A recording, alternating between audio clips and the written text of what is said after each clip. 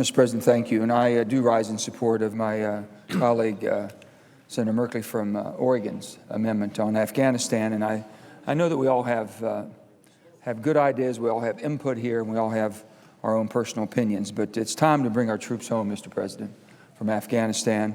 They've been there since October 7, 2001. They have defeated al-Qaeda. They've killed Osama bin Laden, and it's time to bring them home. 66,000 American combat troops still remain in Afghanistan. 66,000. President Obama plans to reduce that number by a steady pace until they're moved completely out by end of 2014. I would prefer a faster pace. I'm sure as many as my colleagues would. I would prefer a faster pace. But as it didn't jeopardize the safety of our troops, because I think that's the most important thing that we do, is protect our troops that are still there. After all, the war has already surpassed the Vietnam War, of my era and your era, Mr. President, as the longest in American history, and has already cost us dearly. More than 2,000 American troops have died for the cause.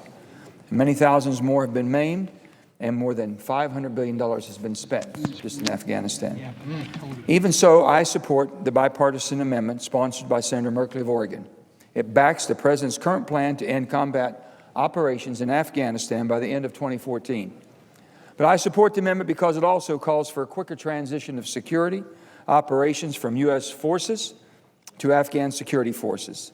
Instead of the end of 2014, the amendment urges the transition to take place in the summer of 2013, this coming year. That hopefully would bring a quicker end to the U.S. involvement in combat in Afghanistan. This amendment merely expresses the sense of the Senate.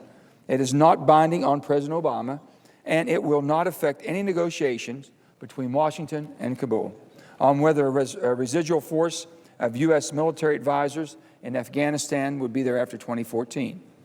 Mr. President, U.S. forces went to Afghanistan in pursuit of those who planned and ordered the September 11th terrorist attack on the United States of America that killed over 3,000 of our citizens. With valor and courage, they drove from power the Taliban, which had given bin Laden a base from which he could launch his horrific attacks on innocent American civilians. They captured or killed or brought to justice the leaders of al-Qaeda, and eventually they tracked down bin Laden himself and made sure that he would never, ever, ever harm another American. After more than 10 years, more than 1,900 American lives, and more than $500 billion, it is time to bring our warriors home to a hero's welcome. Time to focus our resources on rebuilding America, not on rebuilding Afghanistan. I've said many times on this floor, if you help us build a new road or a bridge in West Virginia, help us build a school for our children, we won't blow it up or burn it down. It is time to come home to rebuild America for this great country and to bring our heroes back with a hero's welcome. Thank you, Mr. President. I yield the floor.